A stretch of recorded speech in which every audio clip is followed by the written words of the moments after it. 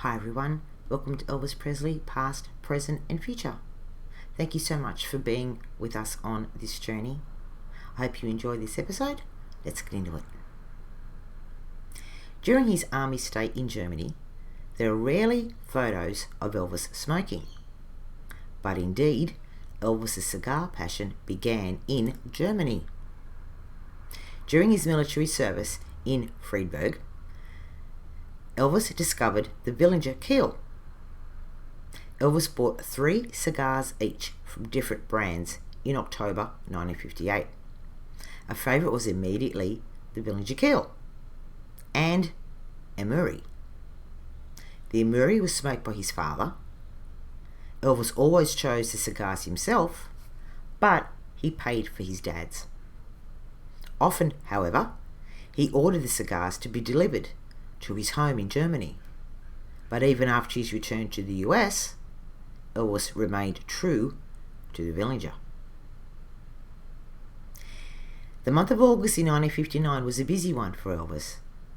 The movie project G.I. Blues brought producer Hal Wallace to Germany. On August 17, Elvis met Hal Wallace in Bad Nauheim at Paramount in Frankfurt. Wallace tried to convince Elvis to do some shooting for the movie, but this was strictly prohibited by Tom Parker. Wallace was interested in several locations near Frankfurt for the G.I. Blues background. The Prince of Saudi Arabia, the 13th son of King Ibn Saud, who studied in London, was a big Elvis fan and also decided to visit Elvis in August. He arrived at Elvis's rented house on Saturday, August 22, 1959. Reporter George Burl recalls that meeting. The Oriental visitor confirms his arrival at 4:30 p.m. and asks for no press to be allowed during the visit. Elvis gives his okay and gives me instructions to put my recorder pad aside.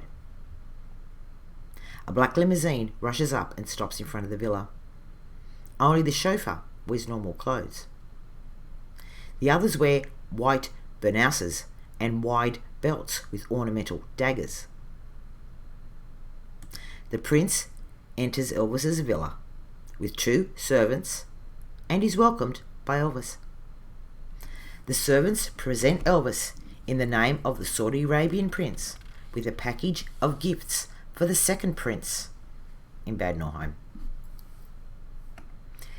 Elvis opens a black caftan, set off with glistening strands on the arms, as well as a headscarf with the customary black aigle for the typical headgear. It is not the garb of the common infantry, but the clothes of a prince that is offered to Elvis. A tray with a pattern of 1001 Nights, as well as tea glasses and cups bearing the state emblem of Saudi Arabia, complete the now oriental ambience of the living room. Elvis is visibly ashamed that he has no present to give in return.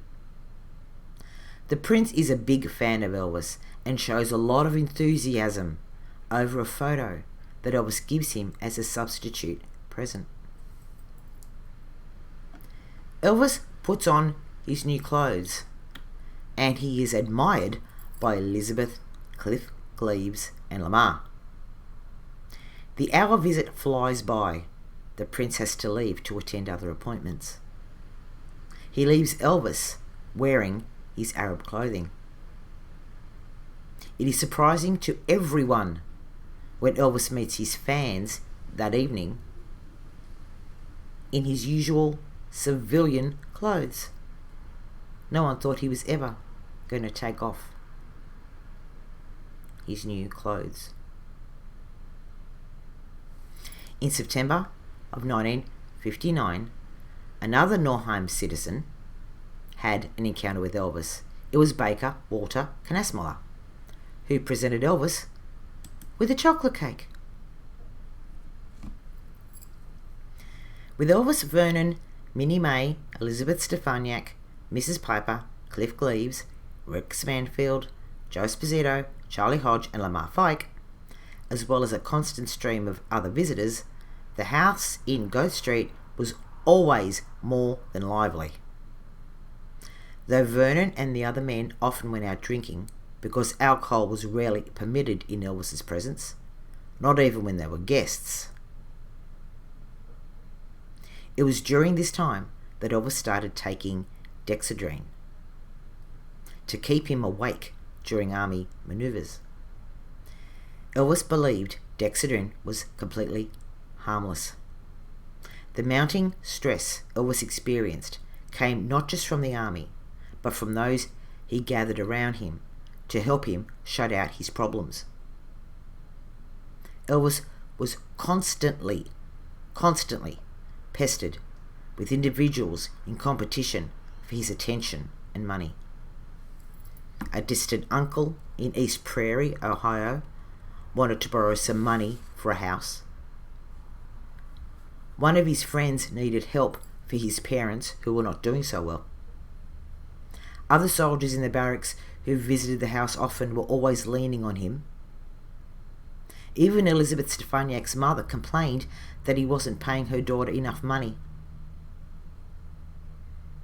There were the daily conflicts between the various members of the household, with everyone fighting desperately for position in the hierarchy of this extended, ever-changing family of relatives. Friends, hired staff, fans, and hangers-on. Elvis was constantly trying to juggle.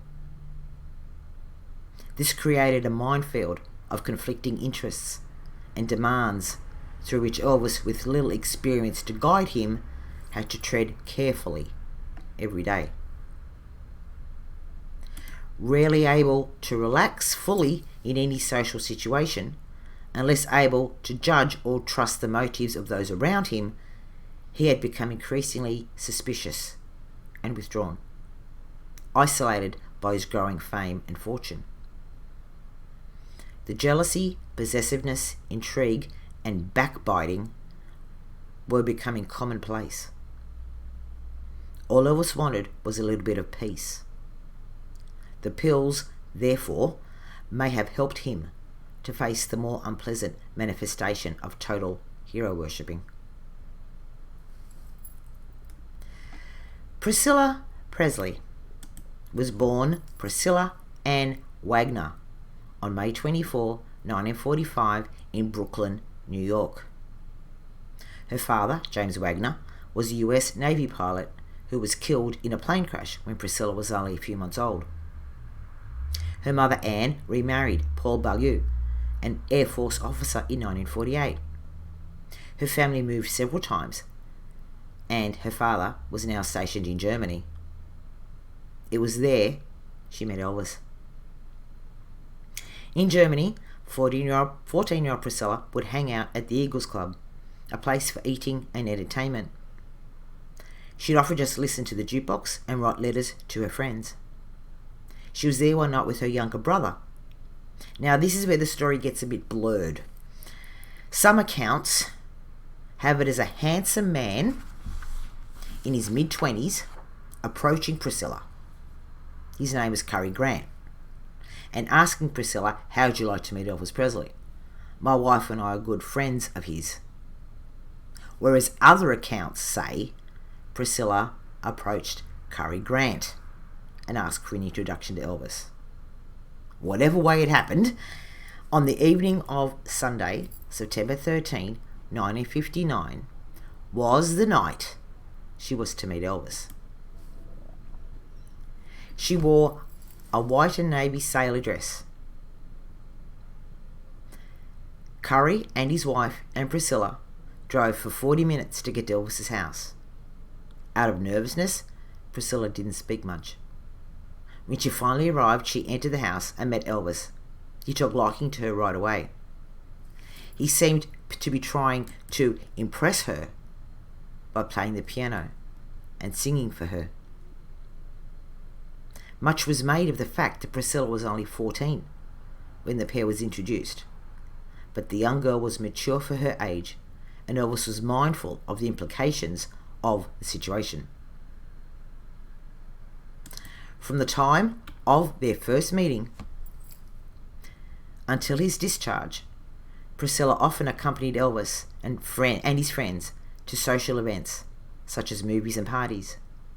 At one gathering, Elvis spoke with some officers about the 14-year-old girl he had just met, and they warned him to be careful about their relationship.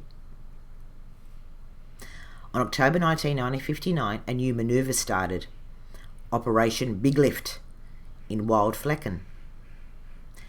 The Bavarian winters in 1958-59 provided the coldest weather Elvis had ever experienced, especially overnight, with temperatures routinely below freezing. These temperatures were extreme for Elvis, and he picked up some parts to rig up a heater in his Jeep for the long, cold nights. Elvis tried to stay warm in his Jeep, while everyone else was cozy in their sleeping bag inside their tents.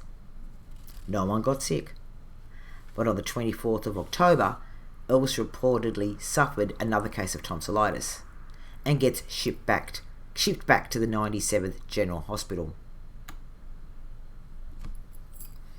There was also an interesting encounter in this manoeuvre. The future General Colin Powell met Elvis. Powell, who met Elvis twice on active service, says he saw him primarily as Elvis the soldier. Colin Powell was serving as a young lieutenant in the 3rd Armoured Division in Gleason. Colin Powell said, "When I met him, he was out in the field, just dirty and tired as the rest of us from doing his job, and was recognised for his professional performance. We were in this wooded area north of Frankfurt, and I was driving along in my Jeep, and somebody saw him. When I got out of my Jeep, I walked over to him. He was very proper, and what struck me was that he looked just like any other GI. I remember Elvis as being grimy and weary looking at the time of our meeting, but still polite and disciplined. He saluted and shook my hand. He was shorter than I expected. He was thought of very well by his commanders. He was thought of so well that he was promoted from private to sergeant. He served his country for 2 years. Elvis did the right thing when his draft papers came through and proved he was a true patriot. Elvis's unit and my unit had the toughest job. It was a time of heightened tension. We were in a Cold War. There was the real threat of danger during the time Elvis was drafted into the military service. Back in those days, we had people who stepped forward as volunteers, and we also had conscription. And when his name came up, this country boy took off his blue suede shoes and whatever else he was wearing and put on the army green. During his army stay in Germany, Elvis developed his second hobby, karate, with Jürgen Seidel, the German pioneer of karate, Shotokan style. Elvis found an excellent teacher in Seidel, and both developed a deep friendship outside karate training. Most of the training sessions took place in Seidel's karate school in Usigen, but at times also at Elvis's home in Grove Street. Seidel said, "When we were alone, we often talked about serious things like politics and self-assessment. Sometimes we would sit and talk together till well after midnight." On Friday, December 25, in 1959, Elvis celebrated Christmas for the last time in Germany. He throws a Christmas party for family and friends in his house. Among the guests are Priscilla, as well as his father's friends, Dee and Bill Stanley. Elvis still not amused about the friendship between Dee and his father. Priscilla surprises him with a Christmas gift, a set of bongo drums. Earlier that day, Elvis had arranged to have a Christmas present delivered to Anita Wood, a French poodle. Anita Wood was Elvis's girlfriend back in Memphis, and she was waiting for him to return from the army. None of the girls in Germany, not even Priscilla, knew about Anita Wood. All his life, Elvis was not sure if the women loved him for himself or the superstar. This uncertainty and doubt are well illustrated by a letter to Anita Wood that Elvis wrote shortly before returning to Memphis.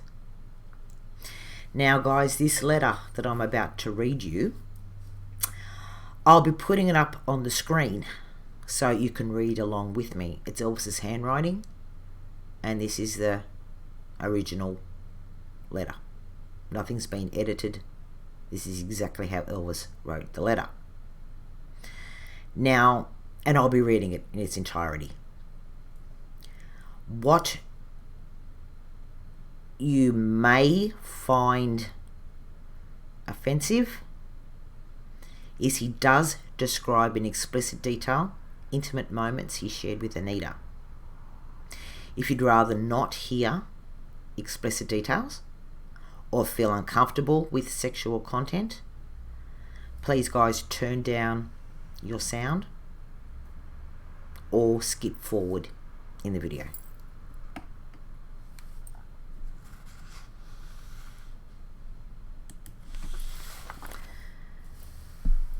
Elvis's letter to Anita. My dearest darling little, well, here I am, back out in the field for 30 days again, and believe me, it's miserable. There is only one consolation, and that is the fact that it's almost over, and I will come home to my career, friends, and most of all, you, my darling Anita. There are so many things I can't tell you over the phone, so I'll try to tell you now. First of all, I don't know how you feel about me now, because after all, 2 years is a long time in a young girl's life. But I want you to know that in spite of our being apart, I have developed a love for you that cannot be equaled or surpassed by anyone. My every thought is of you, my darling. Every song I hear, every sunset reminds me of the happy and wonderful times we've spent together. I tell you this because I want you to know my feelings towards you have not changed, but instead has grown stronger than I ever thought it could. I have hurt you sometimes because I was mad at some of the things you did or I thought you did. But every time these things happened, I thought that maybe you only like me for what I am and didn't really love me for myself. These things happen in life, baby.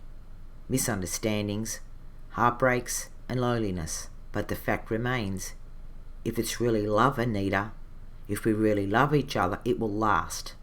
And these things will be something of the past. Although things will come up in the future that will hurt us both. They are to be expected. I have had feelings that in the past few months something had happened as far as you're concerned. Not only because you haven't written, but by the sound of your voice when I talk to you. The warmth and love seems to have dimmed. Now it may be my imagination, but you seem as though you have something to tell me, but yet you're not sure. I hope I'm wrong. You know, after going through what I have in the last 18 months, you sometimes wonder if anyone really cares. Please believe me when I tell you it's you and only you, my darling. But I think that you will keep our word and tell me if you've grown to care for someone else and vice versa. I've been sleeping out on the ground and I have a fever and tonsillitis again. I'm listening to the radio and all the guys are sitting around with sad looks on their faces. Do you remember when you used to bounce for me and I would be so hard, darling? I pray that you haven't let your loneliness, passions and desires make you do something that would hurt me with another man. If you have, it's better you tell me now. I can't believe that you would or could. Well, we're all counting the days until we come home. The reason I didn't want you here on the first night, because in spite of the fact that I love my friends and relatives, when we first lay eyes on each other, we will cling to each other like a vine. So I think some other people might get their feelings hurt. So please understand, honey. You have surprised me at how understanding you are. So darling, if you still feel the same and you love me and me alone, we will have a great life together, even though you hear things and read things. Just think, as you said, everyone knows how I feel about you. I can't explain to you how I crave you and desire your lips and your body under me, darling. I can feel it now. The things we did and the desire we had for each other's body. Remember, darling? True love holds its laurels through the ages, no matter how loud the clamour of denial. That which deserves to live, lives. Yours alone, EP. On January 8, 1960, Elvis celebrated his 25th birthday. One of the first well-wishers that day was Klaus Kurt Ing, Elvis's little friend from Friedberg.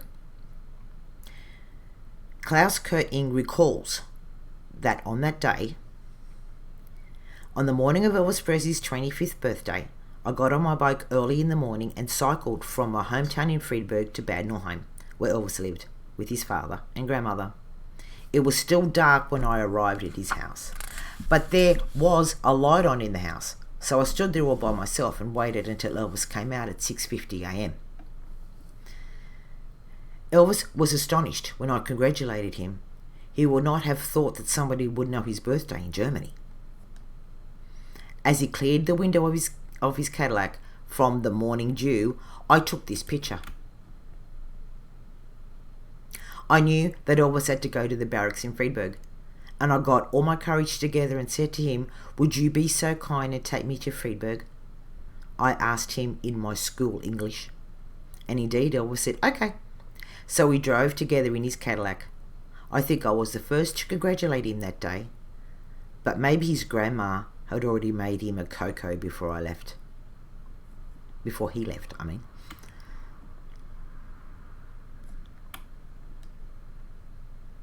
American Bandstand celebrates Elvis's 25th birthday with a live phone call to Elvis in Germany. One of three times Dick Clark phoned Elvis during his popular afternoon show. American Bandstand was a music dance show on US television.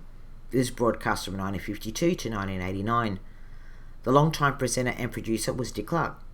The show was based on the concept that teens in the studio danced to the panels set up by the presenter. The programs were garnished with variety performances from popular artists. In the evening, Elvis gave a birthday party, to which he invited 200 guests at the Bad Nauheim Social Centre. After his birthday, he obtained a leave pass and decided to go to Paris one more time. Although he chose to be discreet this time, he soon had a slew of journalists at his heels. For this stay in Paris, he had along Joe Esposito, who was also doing his stint as a draftee. Cliff Gleaves, a rockabilly singer friend from Memphis, and Jürgen Seidel, his karate instructor. Indeed, the main pretext for his visit was related to karate, which he had discovered over the past several months, which he practiced 3 or 4 times a week, mainly with Rex Mansfield in Jürgen Seidel's school in Bad Homburg. In Paris, they went to meet the Japanese Grand Master of Shotokan, Tetsuji Mukarami. In his school, the Yossikan. This photo would immortalise this meeting.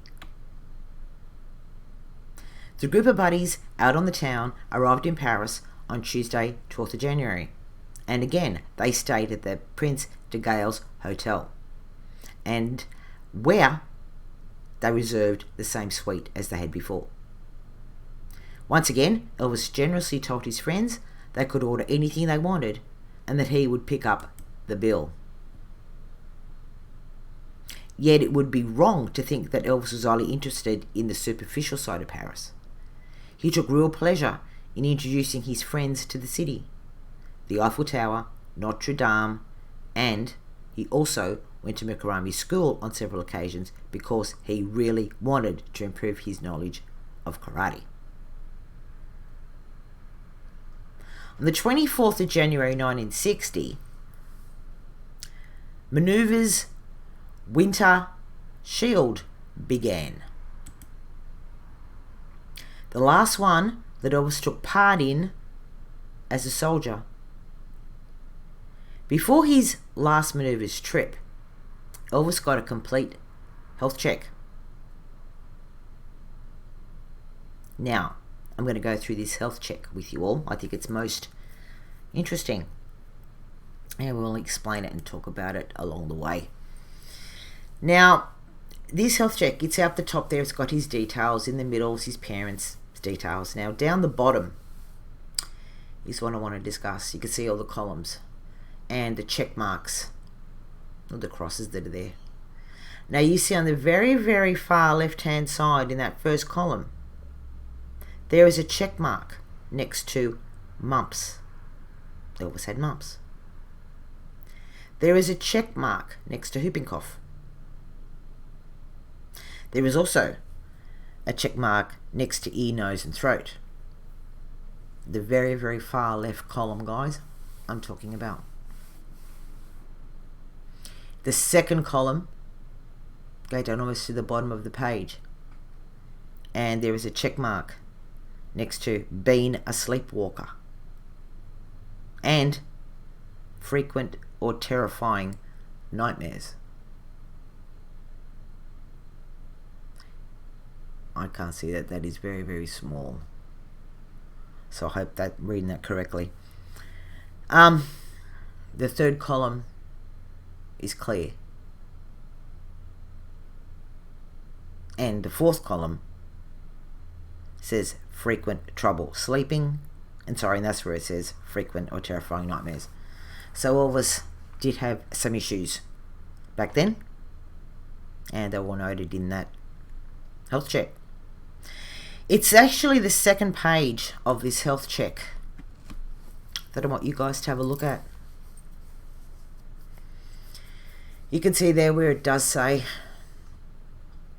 diet is tolerated, routine labs. It's the bit down the bottom that is smudged out. There are 3 lines that are smudged out. Now that second line, if you look at that carefully, maybe you have to enlarge the screen, I don't know, whatever you need to do, but it's hard to see. But in the smudged out part down the bottom, that second line is the doctor's note that Elvis, it says, allergic to codeine. That's going to come in very useful when we move along with our Elvis journey and we come to Elvis's death. So I just thought that this would be, while this has come up now on our Elvis journey, to show you those documents there that said that he is actually allergic to codeine. This report clearly shows some of Elvis's illnesses, which over the years grew worse and worse through pressure, stress, concert, tours, even the larger problems in his environment. During the manoeuvres in the Jeep on the way through the snowy Upper Palatine in the winter of 1960, Elvis Presley came to her shower. He happened to stop directly under the window of the resident reporter, Joseph Andres Shep. Shep was not a classic Elvis fan. He was more impressed that a celebrity was standing outside of his door. Overwhelmed by Presley's friendliness, he asked Elvis for an interview. Elvis said yes. Unrest broke out among the youngsters. Shep and Elvis were sitting for about an hour, surrounded by locals. This was happening in the marketplace, in full view of everyone that walked through the marketplace. They chatted about the fact that for Shep, as a folk musician, rock and roll was too loud for him. But Elvis was not offended and confessed that he also did not like everything that he sang. After a snowball fight with the youngsters, Elvis returned to his Jeep. On 11th of February 1960, Lieutenant Colonel Jones officially presents Elvis with his sergeant stripes. Jones is the officer in charge of the battalion. With stripes in hand, Elvis will soon have the company's seamstress remove the SP4 insignia and replace it with a 3 chevron patch.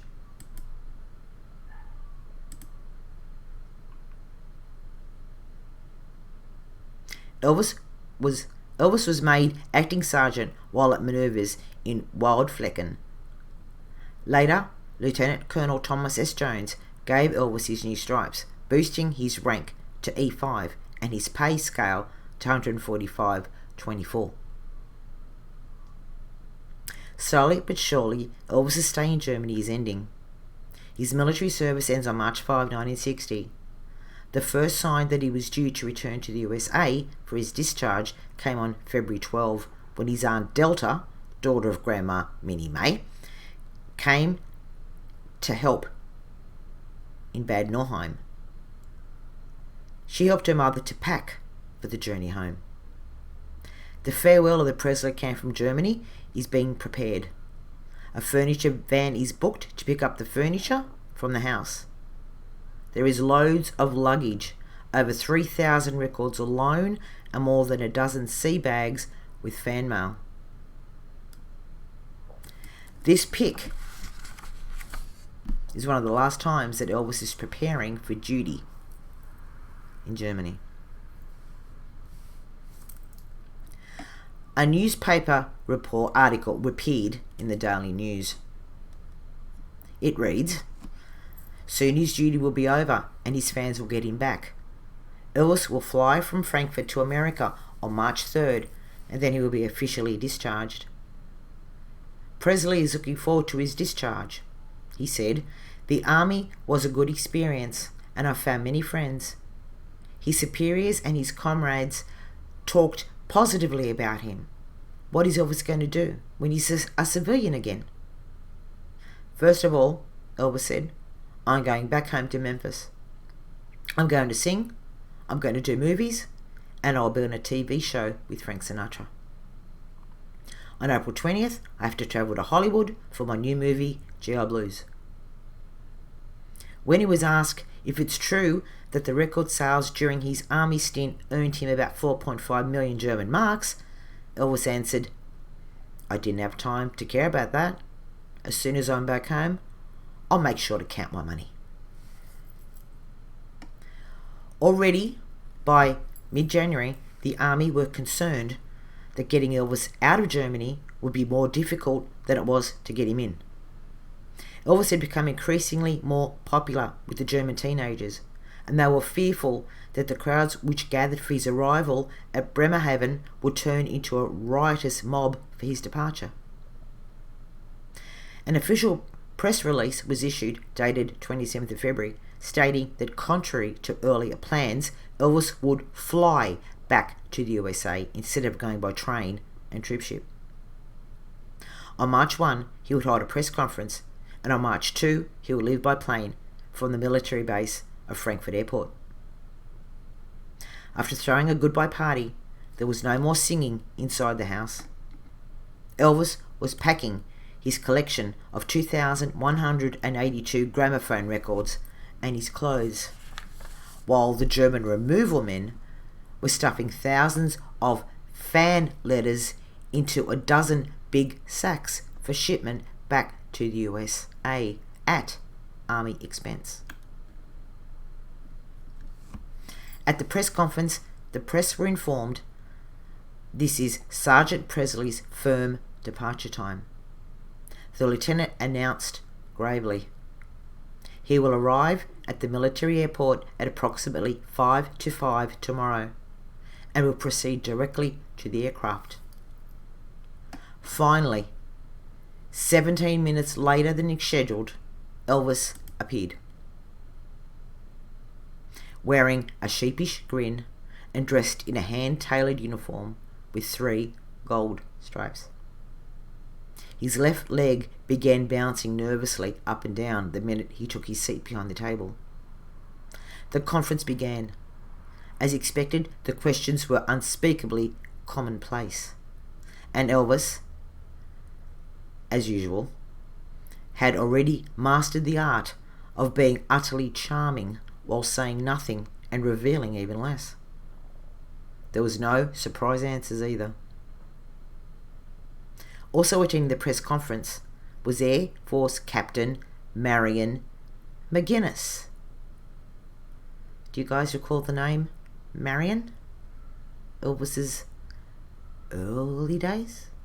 Maybe when he went to Sun Studio? Marion Keiska. You got it.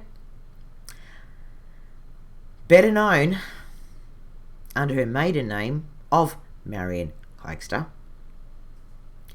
She was now an Air Force captain.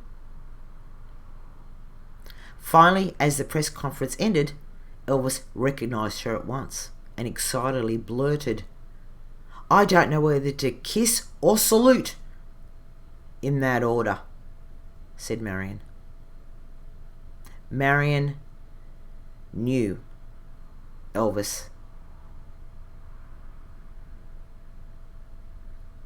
Marion was being reprimanded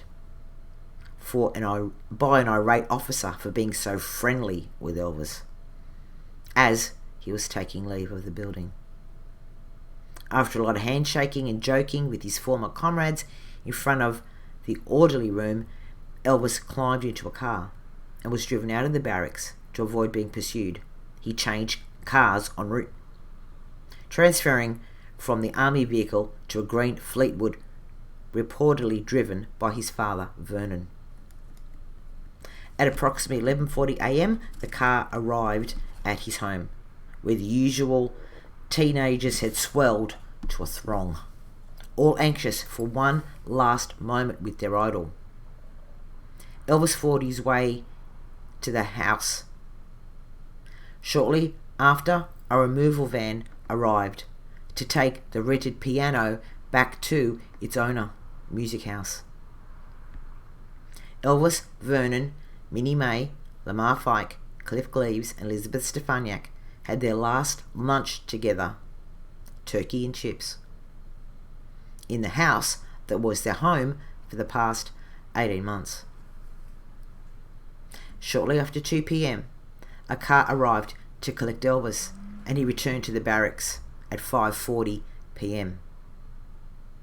He came to the front gate and several times that evening to calm the chanting of the fans by obliging them with still more autographs. Later, he packed his personal belongings, ready to go back home. On March 2, an army bus arrived at the barracks to take the departing soldiers to the waiting US Air Force military transport airplane. It was reported that at the airport that Priscilla broke through a barrier trying to bid her boyfriend goodbye at Rhine-Main Air Base in Frankfurt. She was escorted back through the barrier by security. Finally, at 5 p.m. on March 2, 1960, it was time to say goodbye to Germany. The airplane carrying Sergeant Presley rolled out onto the runway and took off. Elvis flew back to the United States into a future that would be as extraordinary as his past. The fans waiting in America were to welcome home a man fundamentally different to the carefree young rocker they had seen proudly leaving for his military duty 2 years earlier. So there we go. His army days are over. He's headed back to the US. He's met Priscilla, but he's going home to Anita. He's starting his next movie. He's going on Frank Sinatra.